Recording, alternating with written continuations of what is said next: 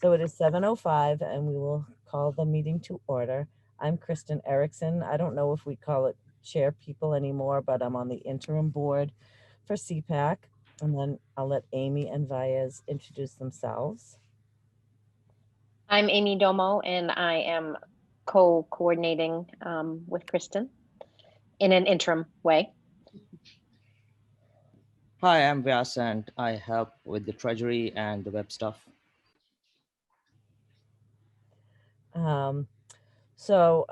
Just to start, we do have the agenda posted on the in the chat that you can see. And so we'll just kind of start with that. And most of what we wanted your time to be was to be able to hear from Amy Matson and Amy Reese, who can wave at if they would like. Our director of special,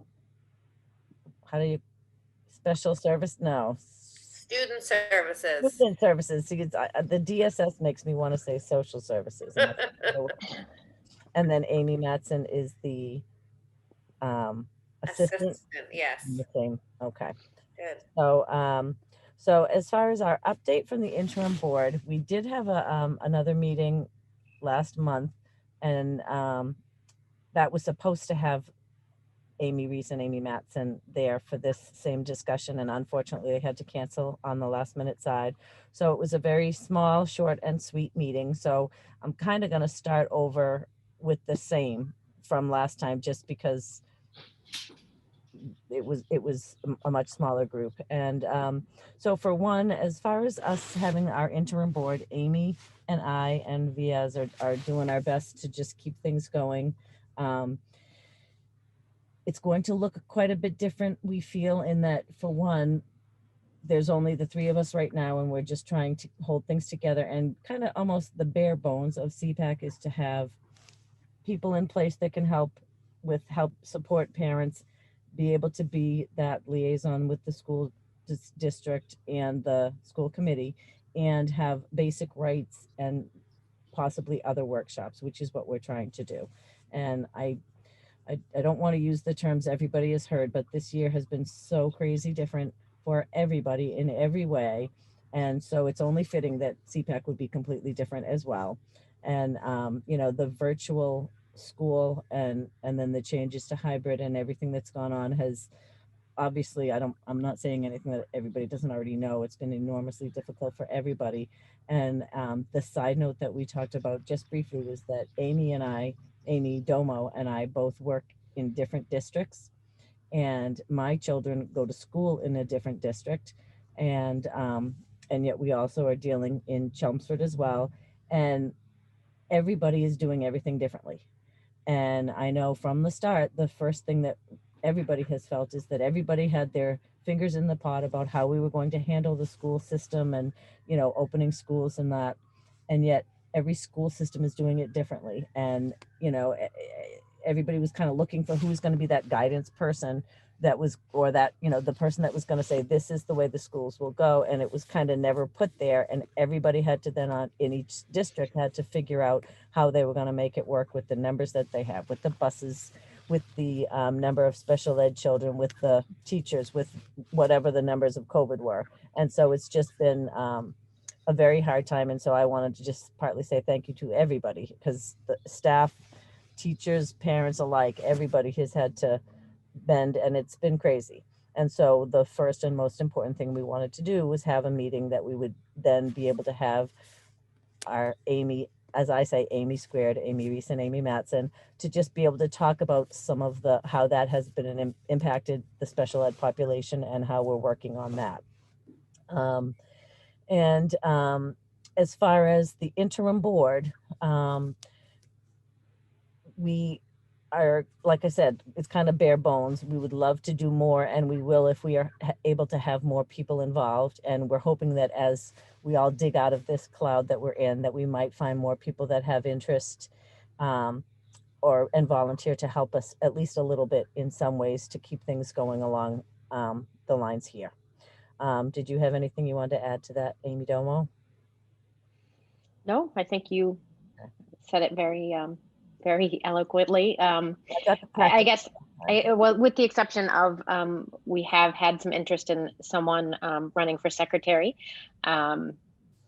So I don't know if we should hold that for new business or how we proceed with that. Yeah, I don't know. I mean, I guess for one, I feel like is it okay with said person to discuss that now? Or, and you can just put a note, a private note to us, I think, but I don't know if. Okay, well, we can table it for now. It can go under new business. That was the only other thing. Yep, I definitely think that's something to bring up, and we can Yep. go right in there if she wants to. Yeah, yeah.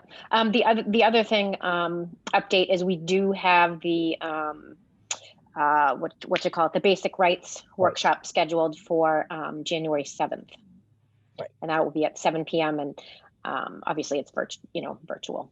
And that's already been posted on the Facebook page, and we'll put more reminders in there for that as well, but we already have that all set up. Mhm. So that should be good. I'm also excited. I know we have a lot of new members. I'm not so sure I'm seeing them here today or not, but I think since things have gone virtual, people have been trying to find where they can find the help that they need. And we've had a lot of new members coming to the Facebook group. So I'm hoping that will be good for us too. So then with that, I think I will give a better introduction of Amy Reese, our Director of Student Services, and Amy Matson, the Assistant to the Director of Student Services, to discuss and be part of a Q&A on how things have been going and what questions people might have. From our last meeting, before our last meeting, the family support group, oh, that's the other thing I wanted to bring up. There is the Chelmsford Cpac, and then we also have another Facebook group that exists is the family support group, which kind of came out of this group with some of the same people that were on the board last year. But it is a separate group, and that group is a private Facebook page to be able to connect parents, to ask questions, to share ideas, that is not connected with this group or with the administrative side of things. And so it's a private group. They met, it was before our last meeting, and and they developed a list of questions, which is what we wanted to at least start with, as far as addressing the questions and concerns that parents have had. And then if you want to put any questions in the chat, Baez will go through those and help to sort that out, whether we then have people speak or he reads the comments. And that can go to him privately if you prefer. As a host, he can choose just to send it to him. Just to send it to him. Does everybody know how to do that? If you look on the side, if you click on your chat, in case you don't, if you look at your chat, at the bottom, you can choose the chat and you'll see where the agenda is listed, and then it'll say you can send to everyone or you can choose to send it separately, and it's VS is what he has for his name. Okay. All right. So I don't know, do you, Amy want to start with just opening Sure. your lips? Sure. Thank you. And again, I want to apologize for missing last month. I had a last minute emergency that I had to take care of that week. So Kristen, I think you did an excellent job kind of explaining this school year and opening to school year. And as much as, all districts in Massachusetts have gotten some guidance from the Department of Elementary and Secondary Education, it's been different for each school district for basing what's going on in each district. In Chelmsford, I am thrilled that we've been able to keep our hybrid model in place since the start of the school year. I think that, the most that we can get kids in school, the better. So I think that as much as it can be a scary time, the schools have been safe. So I think that's an important message I want to share, that even when we've had to quarantine a cohort or two of students because of somebody being positive outside of the schools. Nobody in that cohort, adults or students, had tested positive. So that is kind of reassuring that the safety measures we have in place, the 6 feet, the masks, et cetera, is working. So I am thrilled that we've been able to keep the schools open. We have been able to have some of our more intensive needs students, those that are in specialized programs, pretty much sub-separate in a small groups special education class for the majority of the day, have been able to come 4 days a week and just be remote on Wednesdays. We've been able to expand that a little bit, a longer day for our high school autism and life skills classroom, our PAVE classroom. And we're looking to phase extending the time at our middle school and then elementary school autism program to a little bit longer day. So that's what the hope in the vision is as we move forward. And, you know, looking at providing the, what do I want to say? Looking at being able to provide as much opportunities to get students in school as possible is the goal. Keeping in mind the safety, the concerns, and making sure we have enough space. So there's a lot of factors that go into that. I have to say that a huge positive has been teachers, paraprofessionals, administrators, parents, and families have been really cooperative, working together. And I can't thank families enough, because I think knowing that this is an extremely challenging time for being a parent of school-age children, whether they have a disability and needs or not, that to try to work and try to have coverage for your kids when they're not in school full-time is got to be incredibly difficult. We have found that families have been working very cooperatively and having extremely good communication with the teachers, with the liaisons, with the schools, with us in the special ed office as well. And I just want to say a huge thank you to families for that. I don't know if there are set questions, or Amy, if you can think of anything I left out to add in.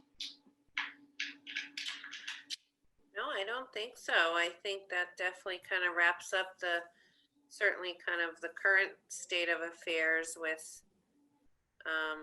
you know, how we're feeling and all the hard work that everybody's putting in.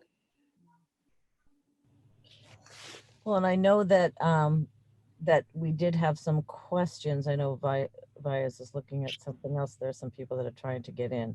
But I know some of the things that we had talked about, or the questions that had come out of the parent support group, were around what is happening with the state of evaluations that were due to be done, or had, you know, people that had just asked about starting the evaluation process.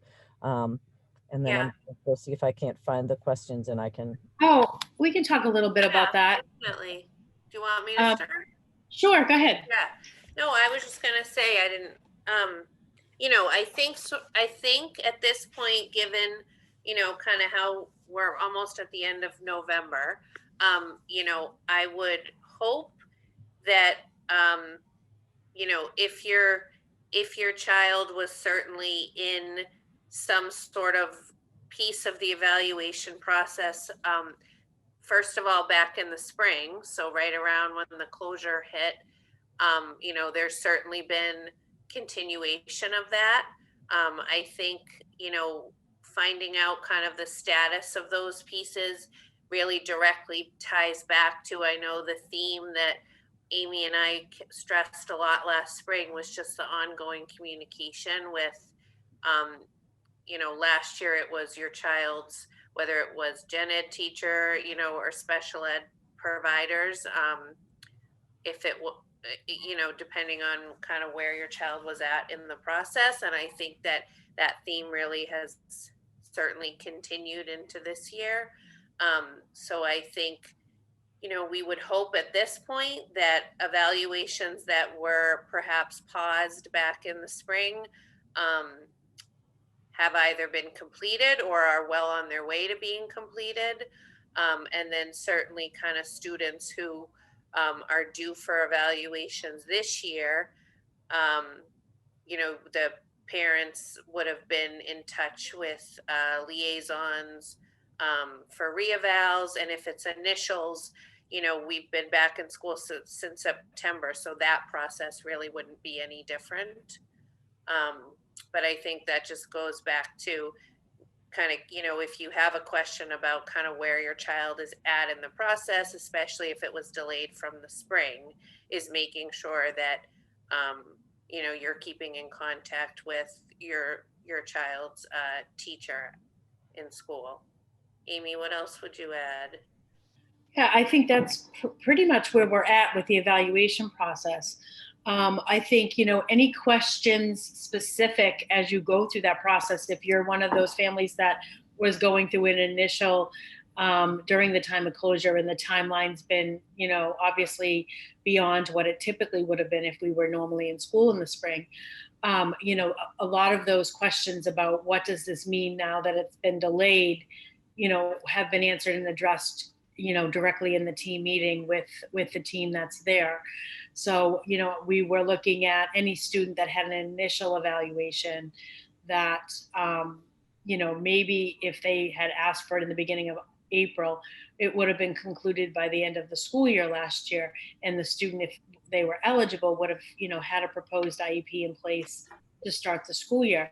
That if there were, you know, significant services or something that were delayed because of the closure and having to extend the evaluation process, the teams were discussing, you know, would there be a need or is there a need for part or some of the services to have some compensatory services for that time period that caused the delay. If it was a reeval that was delayed, et cetera, the old active IEP, I don't want to say old, but the active IEP, the last signed IEP, would still be implemented and the student would still be getting those services. If there was a major change to a reeval with additional or new services added, then the team would discuss that and look at whether or not there was a time period where, if we hadn't been faced with COVID or if we hadn't had the closures and could have completed the evaluations with the regular timelines, you know, would we need to look at some compensatory services? So that was kind of done on a case by case basis. And that was the way that we could look at, you know, really making whole the situation, even though I do have to stress that families have been incredibly understanding, knowing that everybody on the family side and the school side was working really hard as best we could, but we were all in a situation we'd never been faced before. So therefore, you know, it wasn't anyone's fault with the delays, but that, you know, we could get things in place as quickly as we could when we returned in September. And I know I thought that was something good to make sure we were talking about. I'm just, again, not the best with my. The other thing I was going to add is we have, and I know that when we've had some meetings, Amy, Kristen, Amy, and I, you know, another big, huge focus has been on the communication. So I think while, you know, during this time, communication between homes and schools have been stronger and has been fantastic, and that's really been a huge piece to be able to help things work as smoothly as possible. I think another topic of conversation, to shift it slightly, is the fact of wanting to make sure that we as a district, and Cpac has wanted to make sure that we can kind of get out some information that would be helpful to answer frequently asked questions, or to look at, you know, if I have this question or this issue, you know, kind of like a little help guide to kind of like, who do I contact type type thing.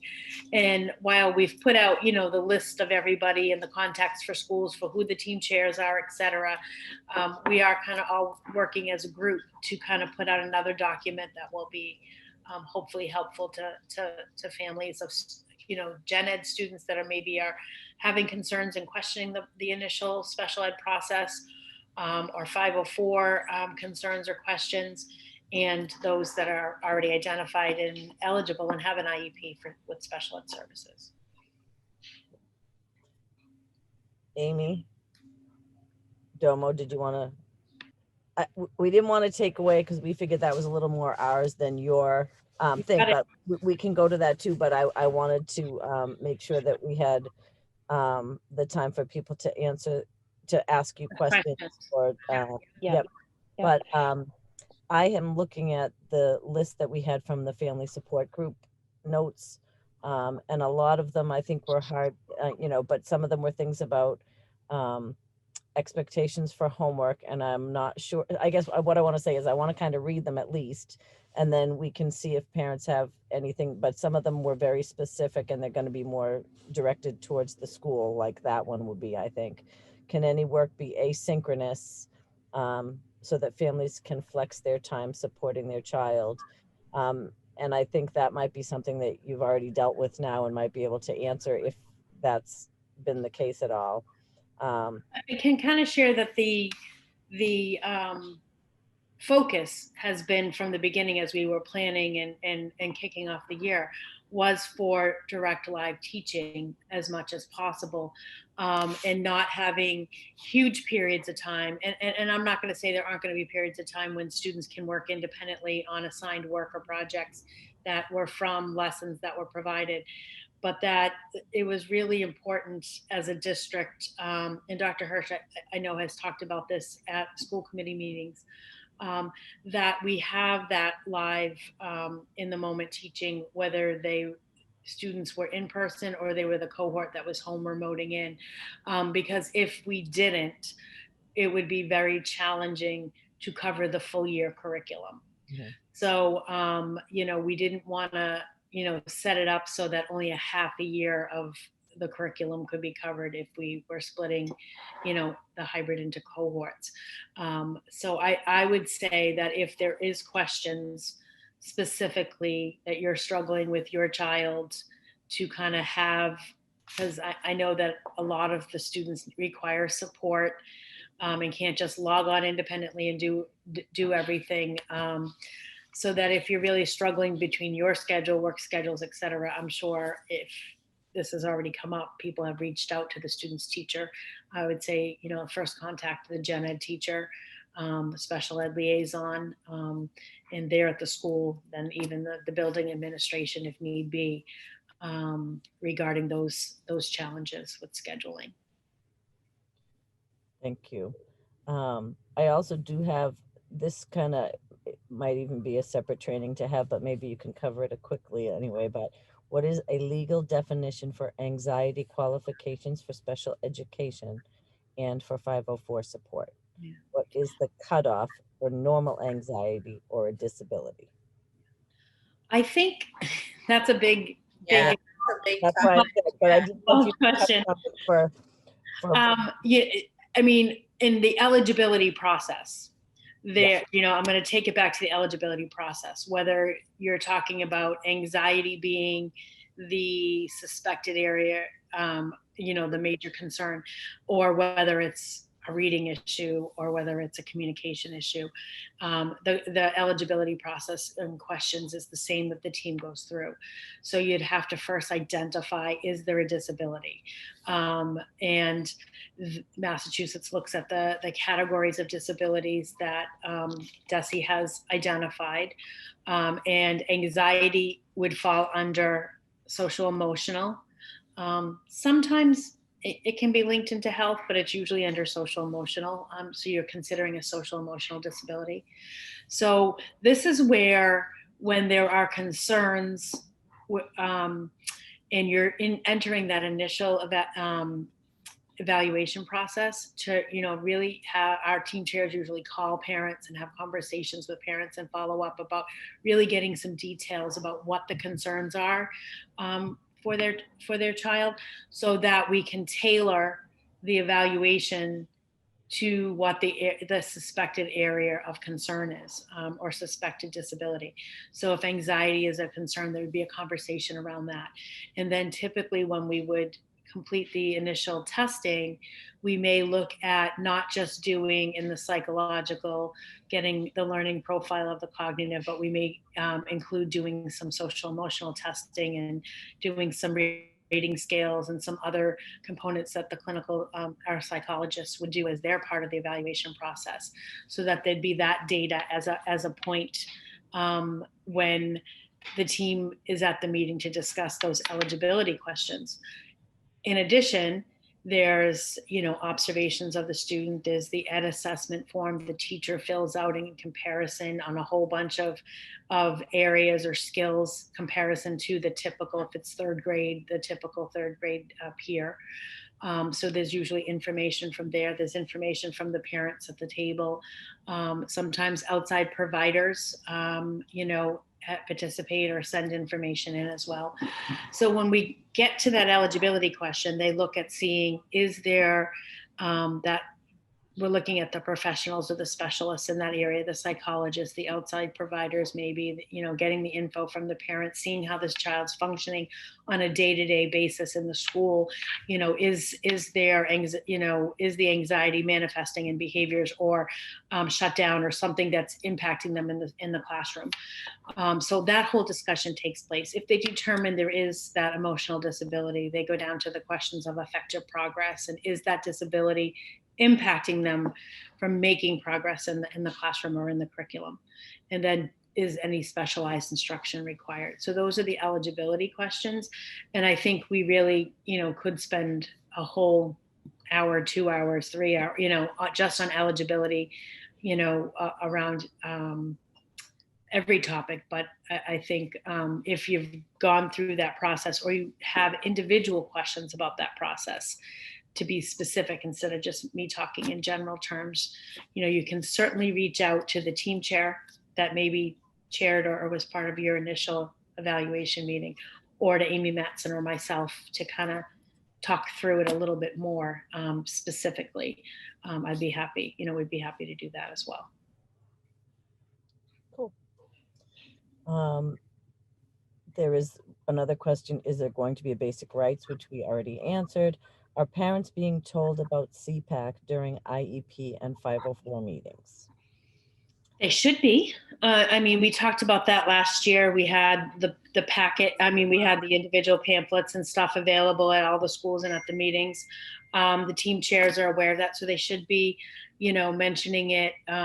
It's where every other meetings are virtual. The packets, the little pamphlets aren't easily handed out to families, but at least especially the initial families should be mentioned, through that process. We can maybe talk about too, if we get requests for initial evals, maybe seeing if we have some more of those pamphlets left, putting one of them in with the initial paperwork. That might work.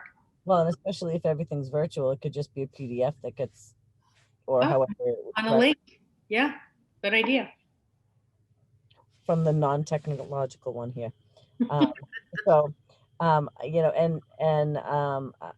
To me, it looked like most of the other comments and questions were more specific things about particular things at schools. And I guess I'm just going to read, so if there's anything you wanted to speak to, as we already said, everybody knows how difficult this year is. And I think obviously there was a lot about anxiety, and I'm sure anxiety is one of the biggest things for everybody, even if it's, if it's not a diagnosis that you've had a child with an IEP on it. Every child is anxious. I can see it in, you see it in everything that they comment during school. But so some of the things were behaviors and concerns about students are being dismissed as just anxiety, when anxiety is one of the highest concerns for calls on the William James interface. The teachers and administrators should be proactive in addressing anxiety and recognizing that many students have a formal diagnosis. If a parent is stating that school is a trigger, then some sort of coordination should be done between home and school. Um, and and in addition to that, that a lot of times behavior at home and in childcare for remote learning is very different than behavior at school. So I guess that just kind of Absolutely. hits all Yeah. the different things that we add with remote learning. Yeah, I think, in a funny way, right? Like remote learning, there's been these different sides to it, because I know I've also talked to multiple parents who've said it's been the most eye-opening, window into sort of how their child learns, and the supports that their child does need, or the progress they've made. So I think it's just been such an interesting, which is probably just a lame word to use, kind of experience. I mean, even I can say personally, just kind of watching how your kids learn, and how they take in information. I think the piece that I would just say, and I think Amy touched on it, is, I think what we've learned through this whole thing is like, there's like every and any question is pretty much fair game now, because this is just still going on, and the questions keep coming. And I think I have to say that the team chairs that are part of our department are just, everybody is just working so hard, and they're so available and so responsive and really knowledgeable, that I think we just can't stress it enough, that like, if there are parents who have specific concerns, like back to the first question you were asking, Kristen, about the asynchronous, or the homework, or whatever it is, reach out to their child's teacher. And if it's a special ed student, reach out to the team chairs. Like, I think, part of my job, or a large part of it, is I'm on the road a lot, and now I'm not, right? So I'm in the office, and it's so impressive to me, just how involved the team chairs are, how they know the kids so well. They're really in and out of Amy and my offices all day with questions, and I got this email, and I want to write back with this. And so, I really think it's just important for parents to hear that, you can reach out, you will get responses, your questions, we'll try to get answers. If we can't, we'll get back to you if we find the answer, or have an idea, or whatever it is. But it's you're all in good hands for sure. Awesome. And I think you're right on that anxiety piece. I think to some level or degree, this whole pandemic is impacting kids and adults, and probably peaked everyone's anxiety level slightly higher than it typically is in a normal, day to day typical time. And I think, if parents are really struggling with, is this what I should expect, or is this something I should be concerned about with my child, is, really look across all settings, really look across all days of the week, all times, and really see how focused the anxiety seems to be prevalent, with this going on. I think sometimes, and I know I've been guilty of this as well when my child was growing up, is that we have the TVs on, we have the news on, we're hearing this, people are hearing the adults in the house talking, and or my husband and I talking, and when my son was younger, and sometimes you forget about all that things, that if the kids are around, they're hearing an awful lot of worrisome information. And I'm not saying we're doing it on purpose, but just the news alone, to have the TV on with the news in a household, can be, for a child, middle school, even high school, or it can be, their way of processing and understanding the information. So, are they constantly talking about it? Are they constantly bringing questions to you? Does it seem to be impacting their sleep? Is it impacting what they're doing, how they're acting? And anxiety might be a good topic to do something on maybe later this year if we can, and bring somebody in who knows even a whole lot more than I do. Maybe one of our psychologists or something along that lines that can talk and answer questions. But I think it's definitely a good topic, and a topic that is understandable to be lots of people asking questions about at this point in time in the world. And I May I ask a question? Sure. Yes, Miss Laurie. So I am familiar that Russell Johnston from the state is encouraging parent input. And I would like to know how Chelmsford is doing with taking parent input to support academic data and support for students. I don't know if I understand your question. For progress reports with the IEP, for?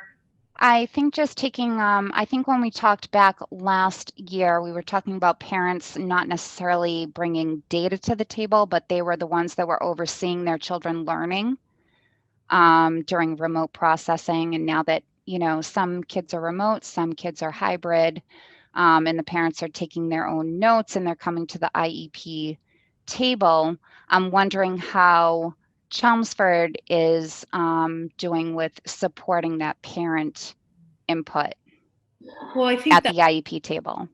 I think the same as it always has been. I know there's been a shift in roles, and like Amy alluded to, parents are seeing a different window into the learning styles and the learning needs and the learning progress and the learning struggles of their children, as we're asking them to shift their transition of their week and to learn in different ways to gain all of their curriculum.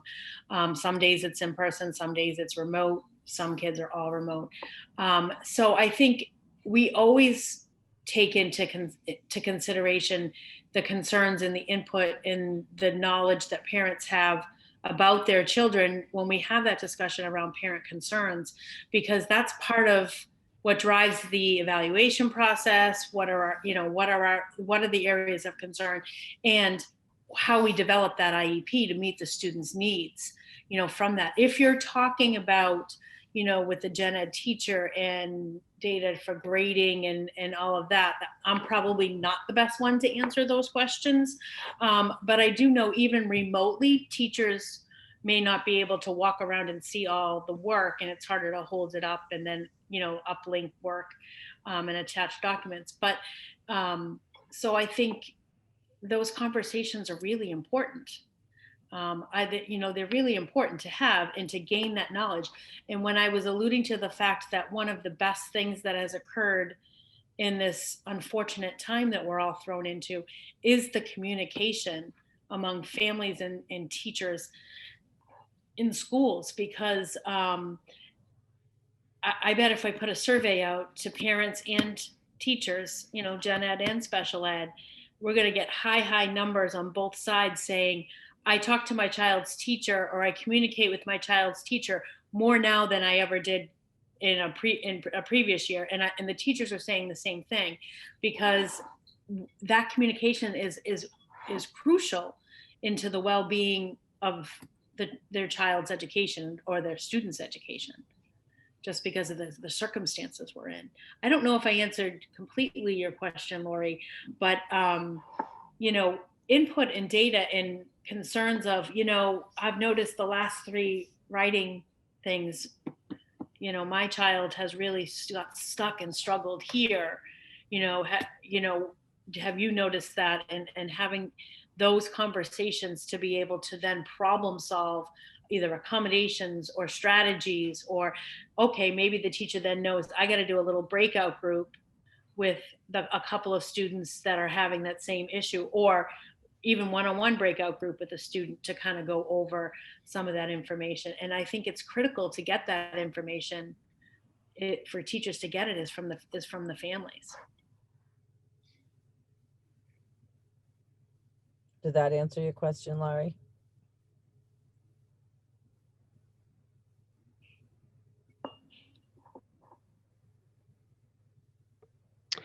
Not completely, but that's okay because I think it was a loaded question. And I also think that there's a lot going on, especially this year. I just really want to support the parent input that's going to be coming to the IEP table. I just think that has to be focused on because it's definitely focused on a state level, that the parents' input is going to be crucial. Yeah, I mean, I guess Lori, I would probably say, because I think Amy and I are on all of those calls with Russell Johnston, you know, I guess I sort of heard his call for parent input a little bit differently. I thought I was sort of hearing it more in the vein of as things rolled out, you know, last spring with the remote learning plans, seeking parent input for those, since that was something we'd never seen before. And then, you know, now moving into the fall with the COVID learning plans and kind of, you know, how those, how what's written in the IEP may then necessitate changes in that learning plan. And really the message that I think I've taken away from the calls with Jesse is just that ongoing parent communication. So if things need to change, it doesn't necessarily have to, you know, reconvene a team and amend an IEP or things like that. It's that you've had ongoing dialogue with parents about changes that that need to be made, whether it is around, you know, something with remote instruction or, you know, whatever the case may be. So I guess the way I've heard it is just really continuing to be upfront and transparent with parents around, you know, changes that need to be made and definitely kind of those check-ins. I guess the IEP piece, I understand what you're saying. And I remember us talking a lot about this in the spring. I guess I would just go back to, I think, if parents are feeling like, if you're hearing parents say, you know, I'm bringing this information to the meeting and I don't feel that it's being considered, then that's a different conversation, right? That then maybe we would have to point them in the direction of, you know, the team chair, if it was, you know, the team chair wasn't at the meeting or whatever the case may be, to kind of sort through what happened. But I guess I was just hearing his call for parent input, not sort of like a renewed parent input, just sort of, you know, we're navigating all of this together. So it's really important to be upfront and transparent with parents about how things are going.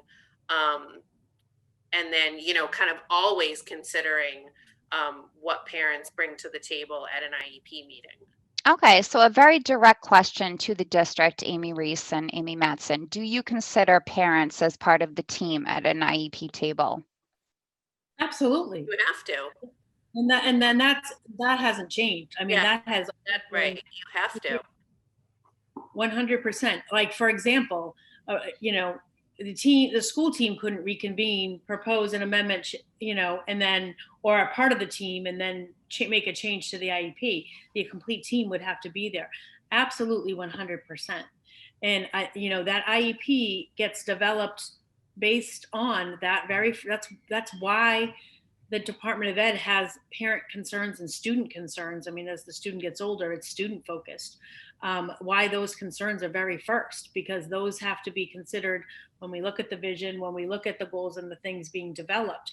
However, to say that doesn't always mean everything that's seen at school and seen at home is always going to, you know, be the same. They're different environments, they're different settings.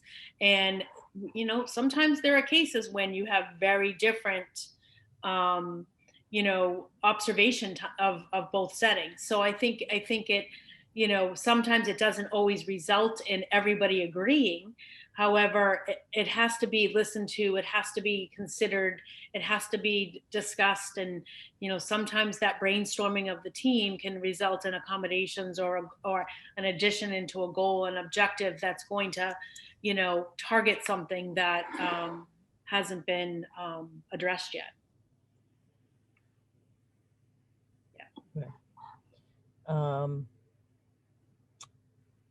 Does anybody else have questions to bring to Amy or Amy? And this isn't your only shot. I mean, Yeah, no, that's I'm happy where, you know, we usually attend the CPAC meetings that are happening, you know, even if there's not a huge piece on the agenda like tonight. This year's different. So I'm envisioning, you know, it may be an aspect to the meetings all year that this does have a component in the agenda. But by any means, you can always reach out, either, you know, leave me a voice message, you know, on my direct line, or email me and say, can we, you know, call, you know, can you get back in touch with me, or can we schedule time to have a call? Amy Matson's available as well. And we've said that the team chairs are too. So if there's additional questions that aren't even maybe your students focus, but bigger general questions that later you think about and said, oh, I wish I had asked this about Chelmsford or Chelmsford Special Ed, to kind of get information, please reach out. I do want to make a quick comment too that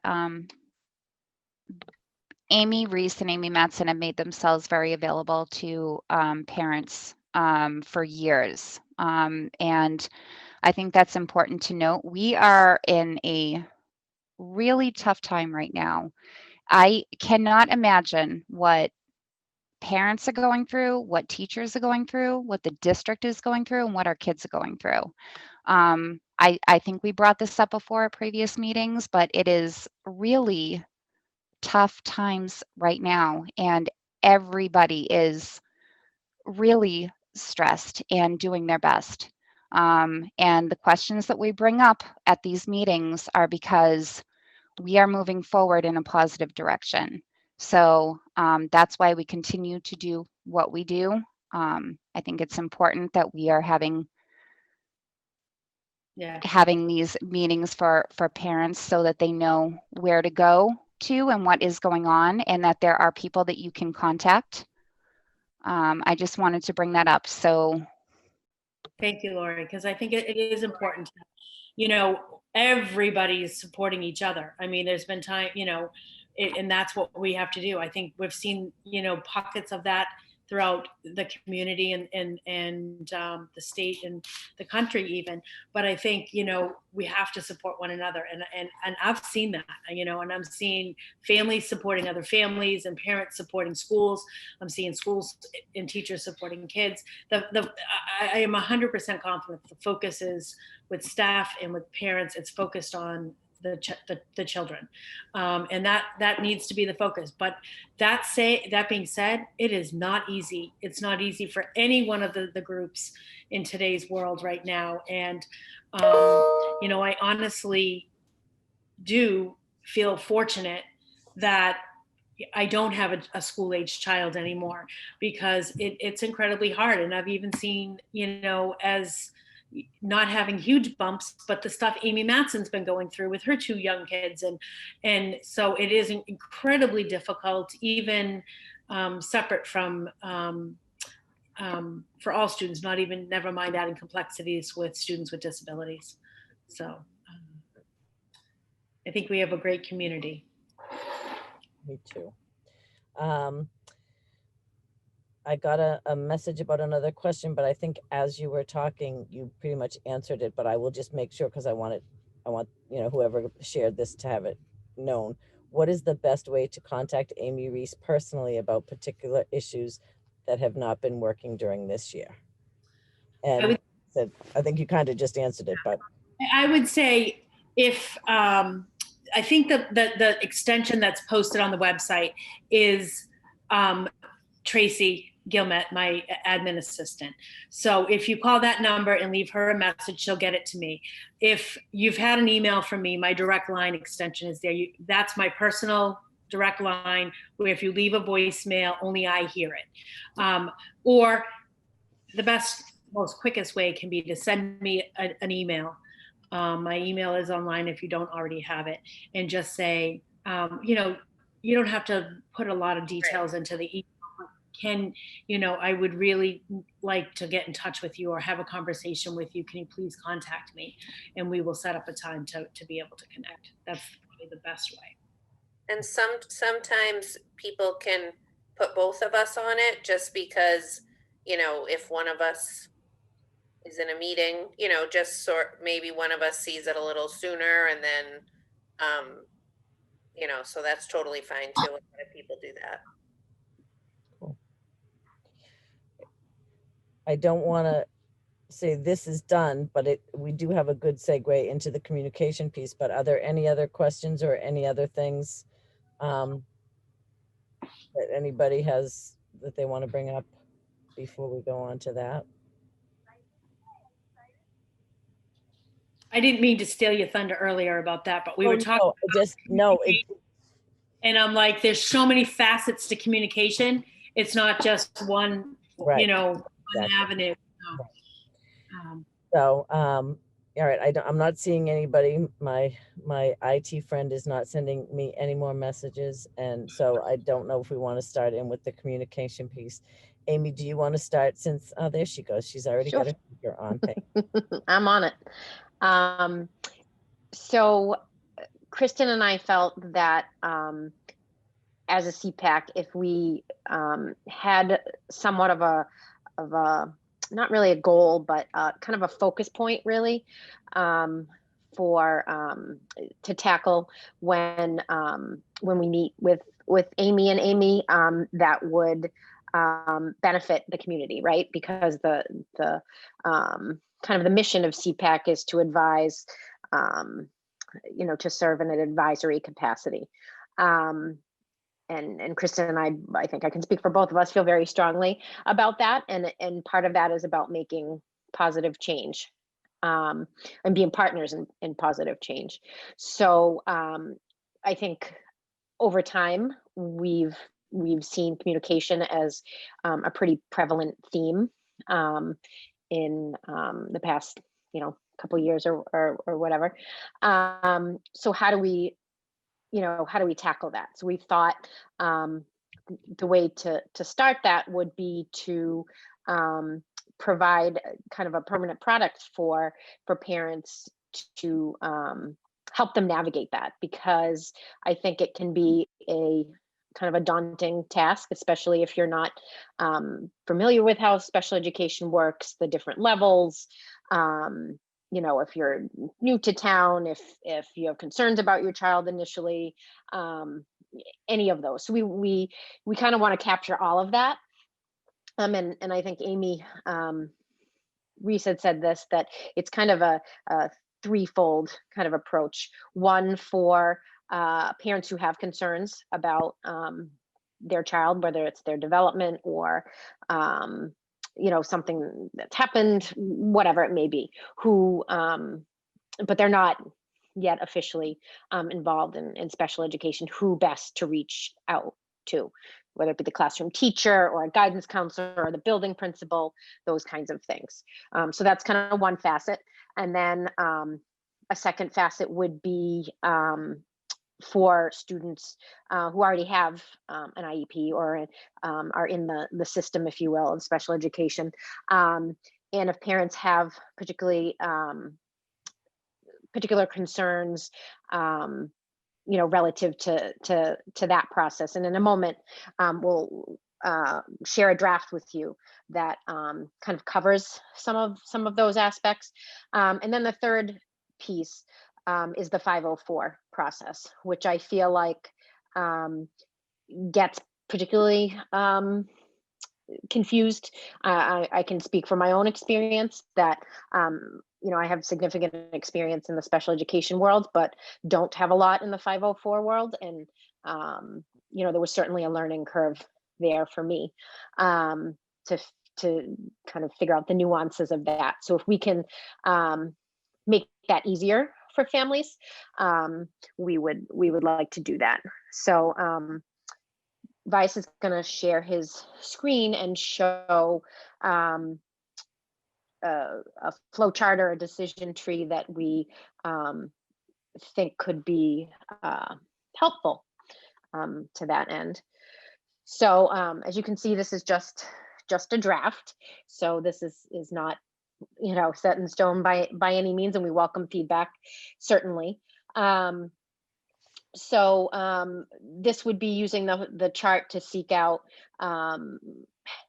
assistance with a certain issue that might, you know, be concerning for a family. So we tried to think and brainstorm a little bit of the kind of gamut of those. You know, I think we do a fairly good job capturing some of those, but I'm sure there are some nuances that we've missed, no doubt.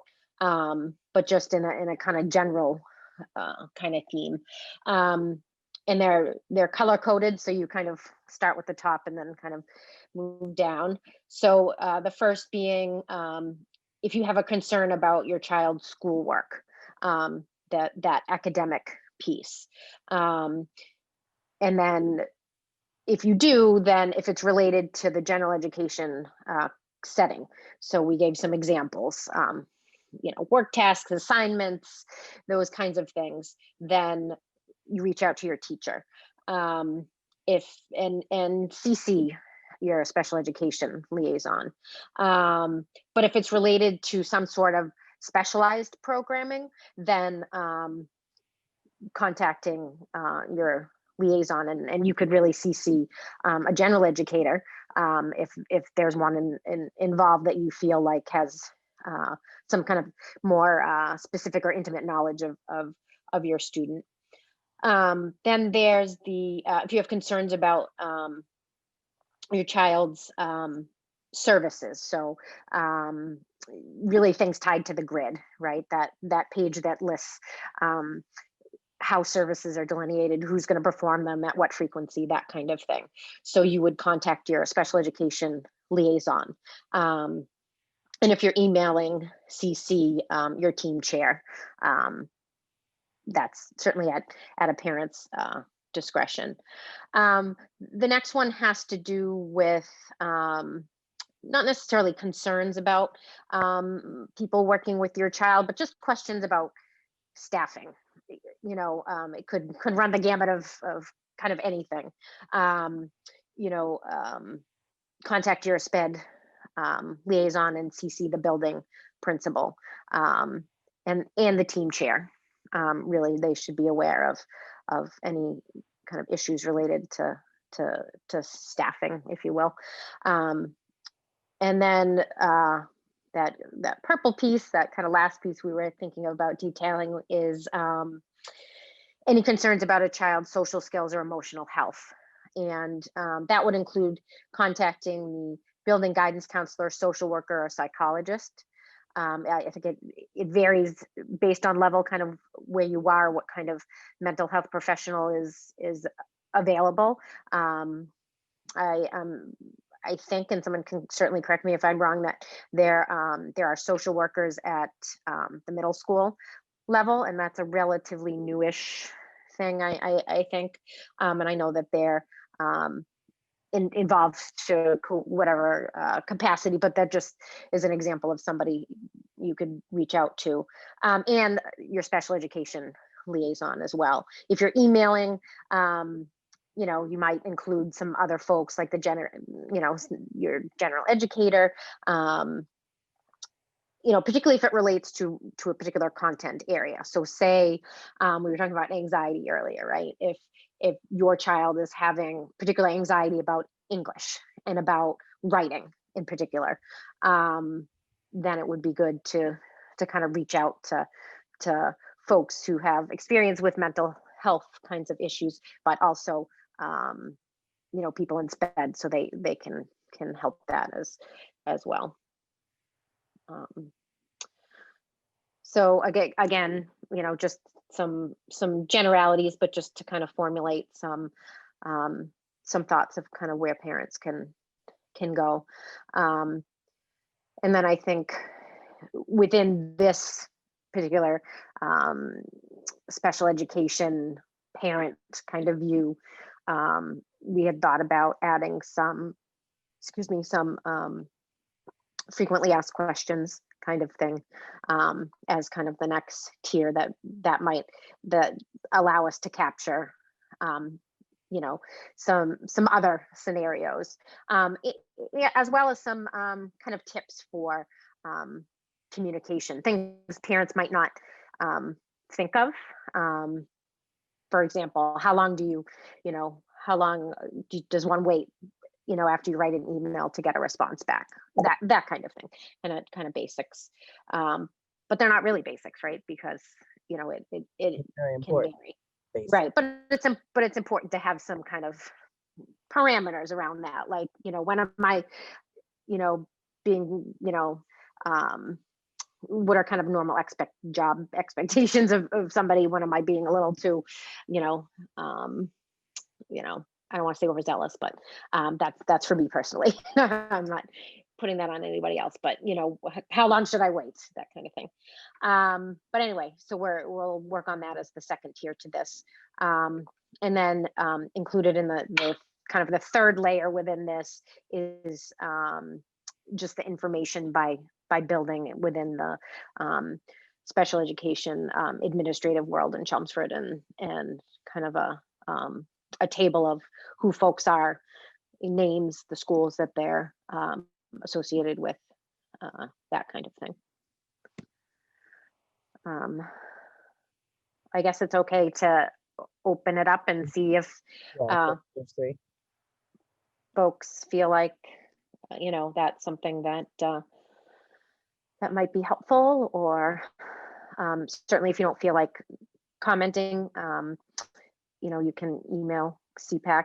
I believe our email address, Kristen, is Oh boy. CSEPAC@gmail. Yes. And it's I on. think It's Donna on. had her hand raised. What's that? Donna. I can only see. Sorry, people that are on my Okay, I thing. was raising my hand. Okay. Okay. How polite of you, Donna. What's up? And I wasn't going to forget you either, Miss Donna, but go ahead. So it's okay. So I was looking at the draft, and I'm going to be honest with you. So I like it.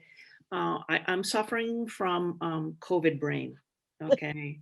And what I mean by that is, when I was looking at the second box,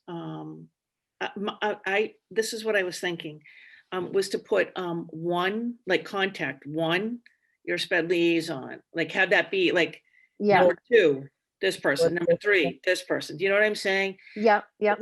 This is how my brain is thinking these days, because it's just too much for me to all process. But like in each box, the next one up, please. It was the other one. Make sure that it's consistent across each one. So you're always, number one, contacting your SPED liaison. Number two, contacting the next person, the school psychologist or whatever. Does that make sense? Yep. You see what I'm saying? Help me, anybody. I can put that, Amy, do you? To like bullet. Just because I think sometimes when parents are then when they want to look for information, they just need to be able to see it. It needs to be right, there, available to them. They don't want to search, they want to read through things. They just got to go, okay, number one, I got to contact. And I think we also, I guess the other thing I was thinking is we want to develop certain habits in parents, where the first person that they're contacting is their liaison. The second person, you know what I'm saying? Like it all should kind of flow, I guess, from, who it is that we want them to reach out to first. We don't want them to necessarily jump to the principal without contacting the teacher. So maybe number one on the list is whoever it is that you think is going to help them get the answer the quickest, or at least, know where to go to get the information to answer that question. I'm sorry, Amy, yes, please help me. Jump in. No, that's a really good point, Donna. And I think sometimes, when you're looking at things, to just have it bulleted because it's easier for them to find the information. But the other piece of it too is, I think sometimes people think if they email like me directly, or they email, immediately, I probably have the least amount of information to the details of what's going on in the school, within the classroom, within the specific student. That doesn't mean I'm not here to help support families and find out information, et cetera. And especially if that chain of I've contacted the gen ed classroom teacher, and I've contacted the special ed teacher, and you know what, I need to then contact the team chair because I'm still having trouble. And then if maybe I'm not getting an answer or I'm still struggling, then jump up to maybe Amy Matson or myself, etc. So because the first thing honestly is I'm going to respond to the parent or respond to the email and say, thanks for reaching out. I'm going to look into this and I'm going to get back to you shortly. And going to go talk to the team chair, then talk to the liaison, or maybe give the principal a call and get that information. And sometimes, and I'm not saying this always happens, but sometimes it may take me a little longer to respond to an email than maybe the liaison is, just or the special ed teacher or the classroom teacher, only because of the volume of emails that come and go. And, we're not just on our email all the time too. We're in meetings and we're problem solving and we're completing information for DESE, et cetera. So that sometimes they can actually get the quicker answer they're looking for by going directly to the teacher, depending on what the issue is. Yeah. But I hear your point, Donna, about making it bulleted or numbered or whatever.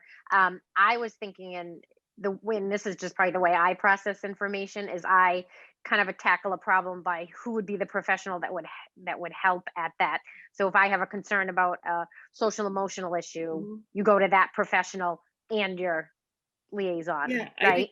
Absolutely. But we could flip the script, so to speak. But Amy, I'm going to be dead straight up honest with you. I'm only thinking in bullet points these days. So, it's more a reflection of how it is that I'm thinking than, but that's just because that's me right now. And I can't, I feel like, trying to wade through a lot of information, is it most helpful for me? And I'm thinking about parents when they're under stress. How can we streamline this for them? Yep. Mm-hmm. Well, and I think, we've talked about, and this is a draft. And so I think it's great to get anybody's thoughts and feelings on it. And, we can try it out different ways and see what we think, and then put it up and say, what do we think? Do we like this better? And I think, we're trying to think along the lines of, okay, if you have a concern about something, and yet, we're trying to figure out what those things are. We're not going to come up with all of them. And then you're trying to think of, okay, well, you're going to want to talk to the teacher. That's the first line of defense or whatever. But then it's like, okay, but if it's more related to an emotional thing, you're going to want to pull in the guidance counselor. Whereas, whatever else it is, you're going to pull in someone else. But it's just trying to help the parents be able to do that. And I think that bulleting makes sense as far as maybe making it just a little bit more concise. Well, and I also think the flow chart was also put together a couple of years back, where the district and the Cpac worked together on a flow chart. I don't know if that has changed since COVID, so maybe updating the flow chart with the district would make sense, but obviously because everybody is under so much stress, a flow chart with the district's help on who to contact and where to go to next. Since we already had one for the Cpac previously, an updated one would make sense. Amy Reese, or Amy Matson, it doesn't really matter. I do have a question. I didn't know, I'm not sure, at the beginning of the year, as we call ourselves case managers, but I send out, it's like a form letter, but basically I put all of like my name, email address, the ETC's name, email address, the SPED director's name, email address, and I send that home to the parents for that year, so that way they have the information kind of right at their fingertips, you know what I'm saying? So that way, I didn't know, do we do anything like that? It's just a suggestion, but I mean, a thought, it's not even a suggestion. No, it's a good one. And in prior districts, and when I was a special ed teacher, I did the same thing as well.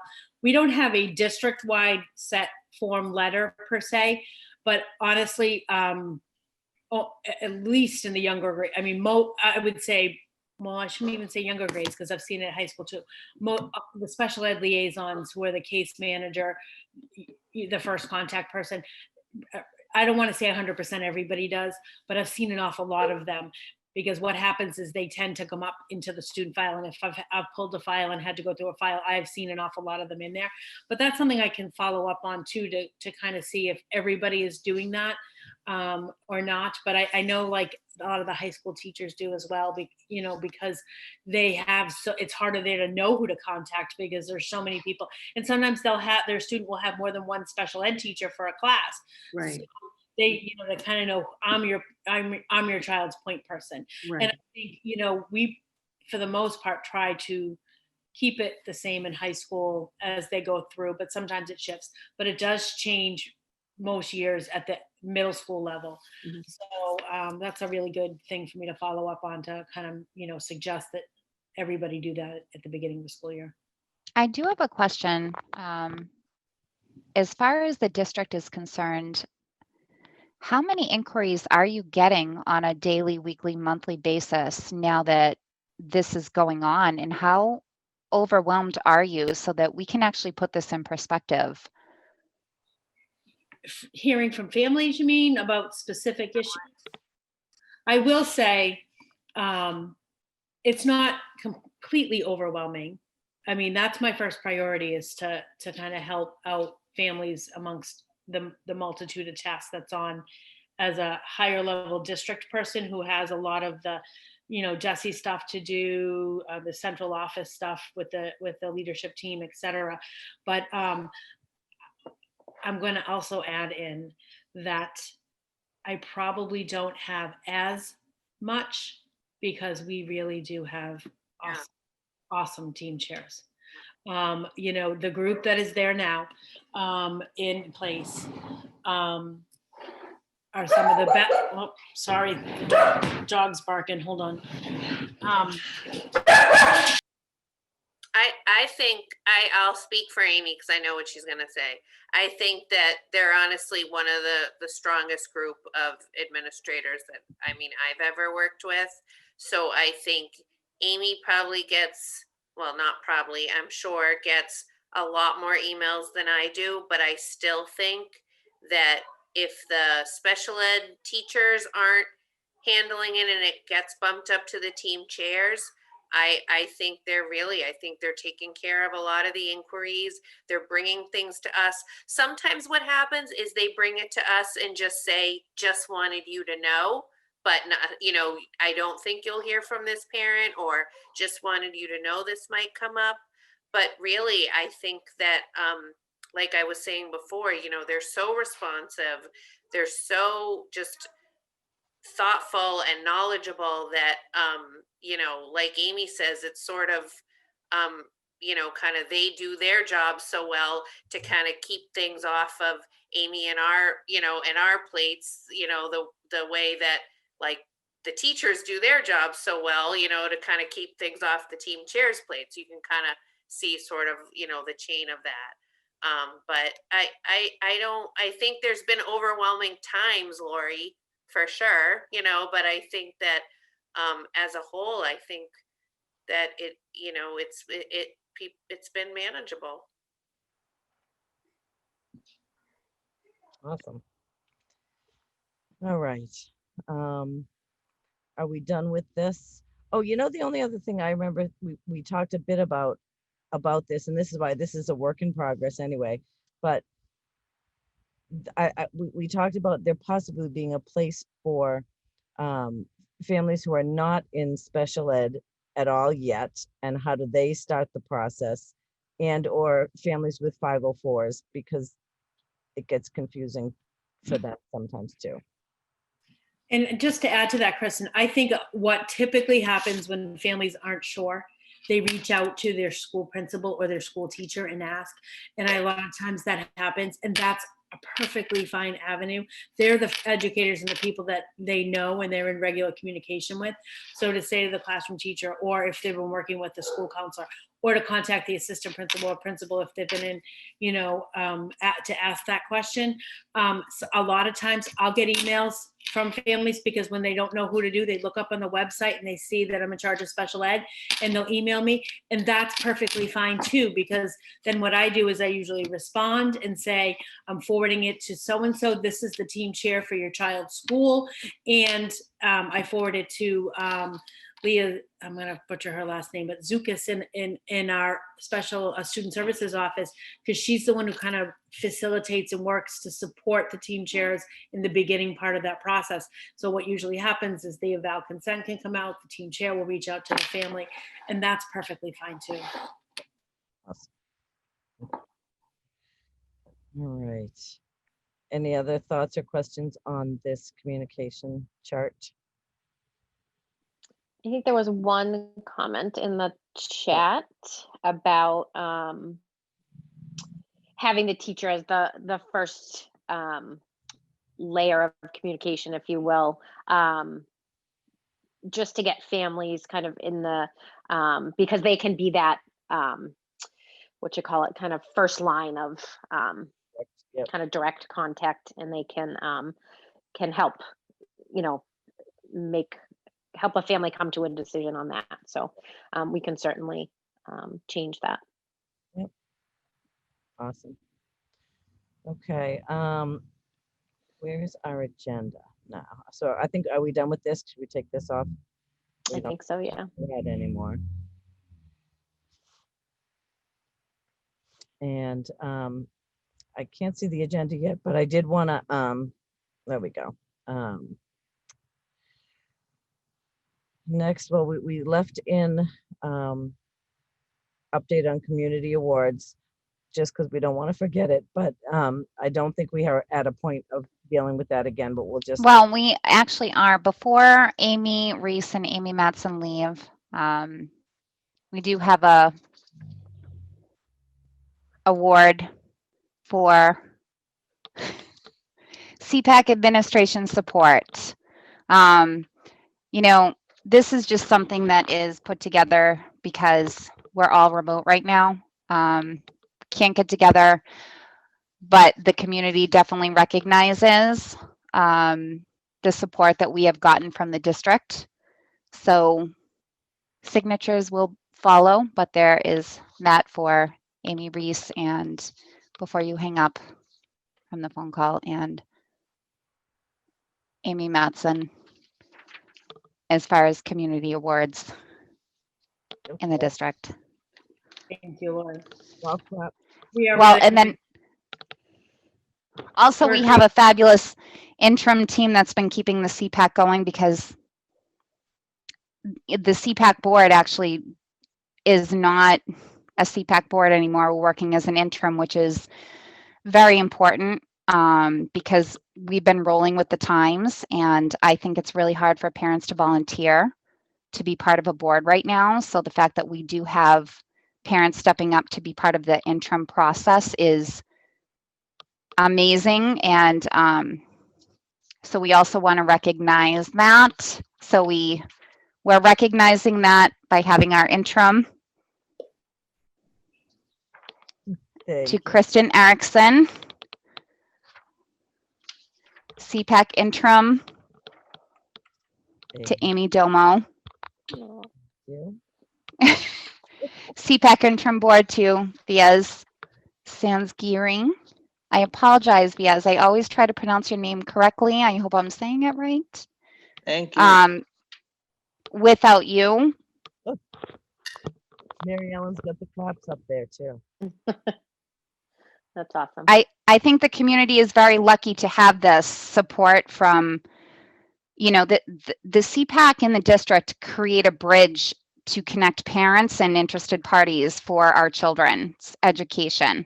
So I just think it really needs to be recognized and supported. And I think we are very lucky. I think Chelmsford is very lucky to have this community support.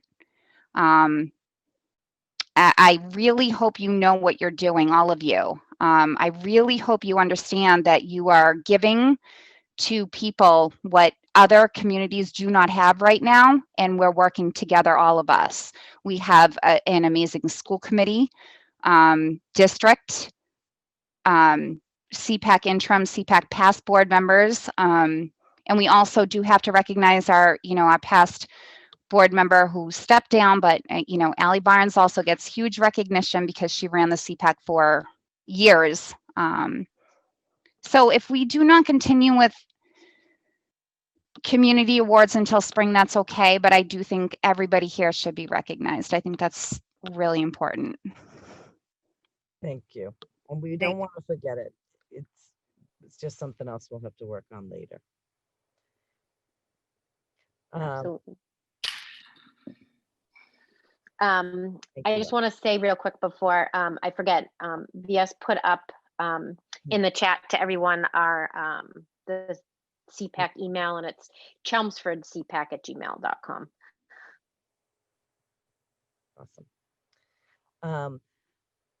Because I was not thinking at the time, I want to add if Donna Newcomb has any updates to give us. Oh, so many updates. I know, well, you have COVID brain, so we'll have to. So I'm gonna go with number one. No, I've actually started writing my emails to. I have to number things, otherwise I'm so afraid I'm going to forget something. So we met on Tuesday, and we had a chance to discuss the governor's news conference from a couple of weeks ago, when they had discussed, he had discussed rather, with Jeff Riley, really the push towards having kids be back in school.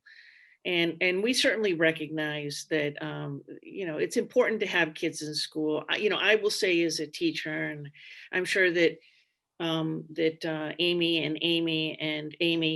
and Kristen, knowing, working in districts, that nothing is better than face-to-face instruction, right? I mean, it just can't be replaced. That being said, we also have to, make sure that we're doing it in a safe and responsible manner. And we are seeing the numbers go up, and we are seeing, I know in Lowell, our demographic right now of one of the group that's going up the fastest is our 0 to 19. So even the CDC has backed away from their recommendations around, get everybody back in school. So, taking a look at everything, where we're at, what we're currently doing, how well it's working. We decided that we're really not going to make any changes till after the first of the year. I really think that that's the most prudent thing to do at this point. I'm actually hoping, and I'm sure Amy Reese and Amy Matson can echo this. I'm hoping that we can hang on, for, a little. I'm surprised we've made it this far, but I'm hoping that we can hang on even longer. I won't lie, I am disappointed. When things were looking really much better than I had expected in October, I thought that maybe we would be able to, move towards maybe extending the school day and whatnot. But at this point, I think that, we just, we're going to stay where we're at for right now, and then evaluate after the first of the year. So, and our numbers went up in Chelmsford again this week. So I think we went from 2.91 to 4.18. So yeah, that's a pretty big jump. So, the other thing too I wanted to add is we recognize that really parents and teachers are bearing the burden of this process, and everybody is really doing a phenomenal job. And to echo what Amy Reese said earlier around, it really has been a collaborative effort between everybody. And, we want to keep that going. I know that it's hard to believe in some ways that it's only November, and in other ways it's like, oh my goodness, it's already November. So we want to do this in a way that's sustainable and supportive. And I think that one of the ways that Cpac could be helpful to us is to certainly, bring to Amy's attention.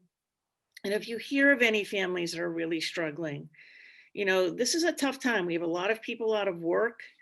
You know, if there's issues with heat, food, winter coats, you know, whatever it might be that you hear of, you know, reach out to them and they can, maybe help you find the appropriate resources for these families to get in touch with. Because there's a lot of people out there that really want to help right now. And there's a lot of places that, you know, we might be able to look.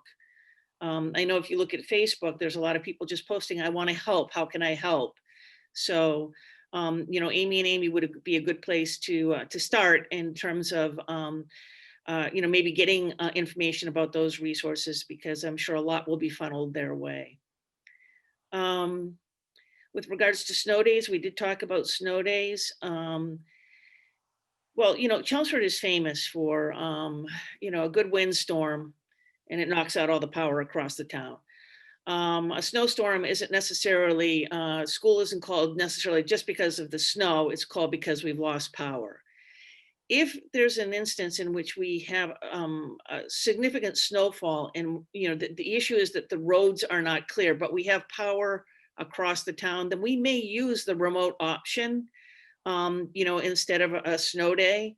The issue is going to be whether or not, as I said, that families across the town have power or not. That's going to be the deciding factor. So, because right now, to be honest with you, early delayed start is probably not going to be on the table, because we already have such a shortened day that it just wouldn't make sense.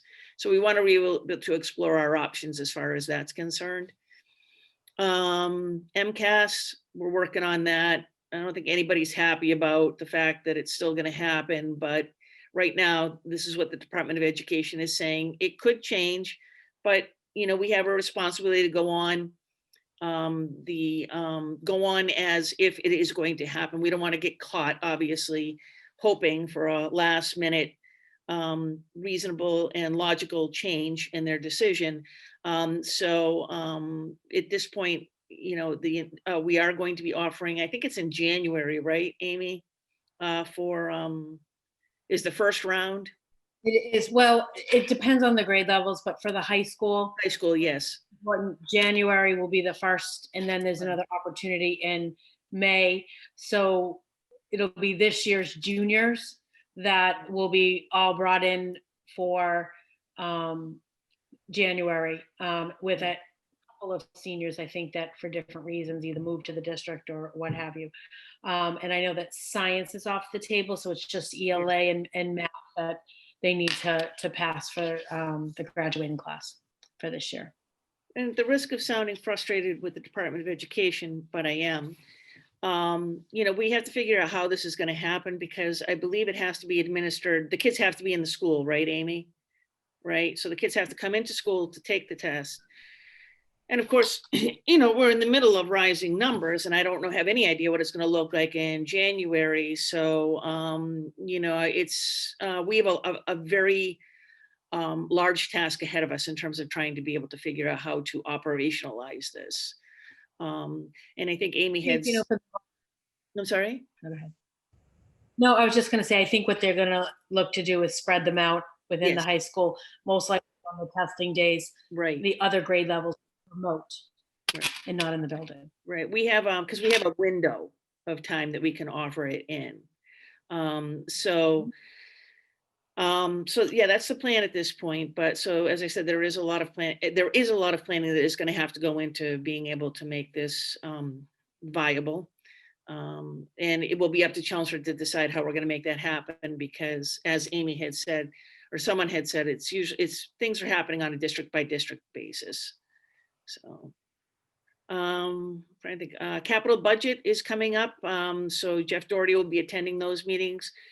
People may not know, but a lot of the building improvements, the repairs to the buildings and things like that actually comes out of the, some of the big projects come out of the capital fund. The school district does not assume the cost of those. So our top projects are school security, the kitchen renovations, and that is not for aesthetic purposes, but because of compliance issues, and the lift at the Parker School that needs to be replaced.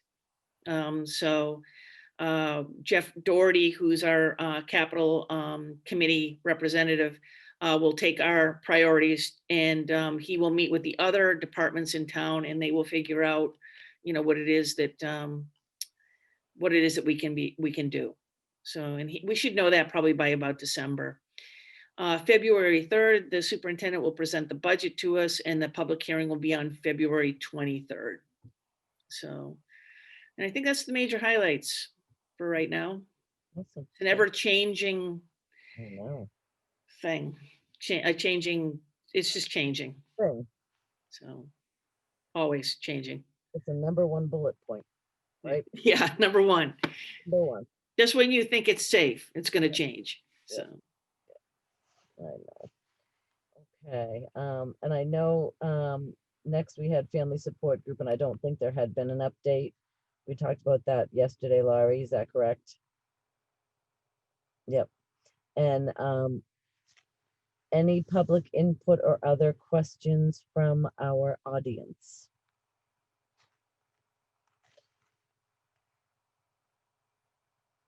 Why are we all quiet? Anybody have anything else they want to say, or anything that we have forgotten?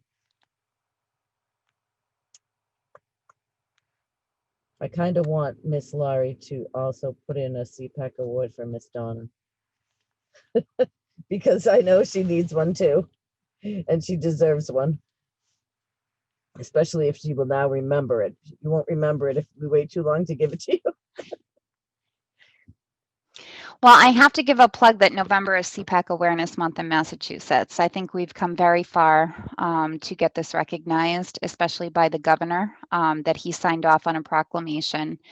We did struggle years back with having a CPAC, and we had a thriving one years ago with amazing parents, and then it kind of went through a lull, and then parents got involved, and we had another CPAC, and I think they go in waves. And the fact that I think that's a continued thing across Massachusetts. So the fact that it's now recognized that, CPAC is recognized by law. It's under Chapter 71B, Section 3 of Massachusetts General Law. So every district should have one. I am very, very proud of our CPAC. I'm proud of our district. I'm proud of the support that we get that recognizes that. So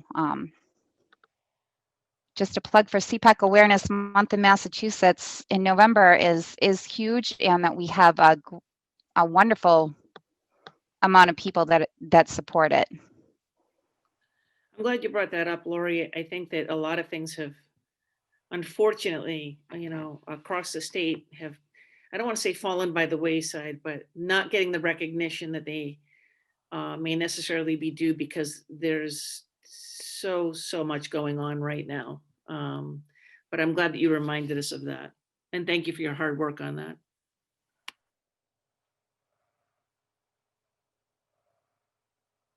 Okay. I'm thinking with that, we will be done, and we will end the meeting unless there's anybody wants to wave a flag at me. And it's now flying into my head.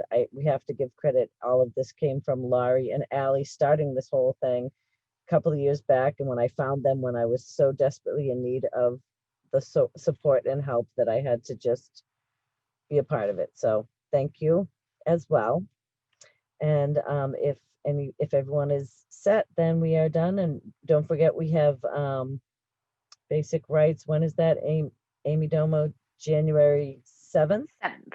Yep, 7 p.m. And that's already posted on the Facebook web page. And I'm sure we will be reminding you of that too.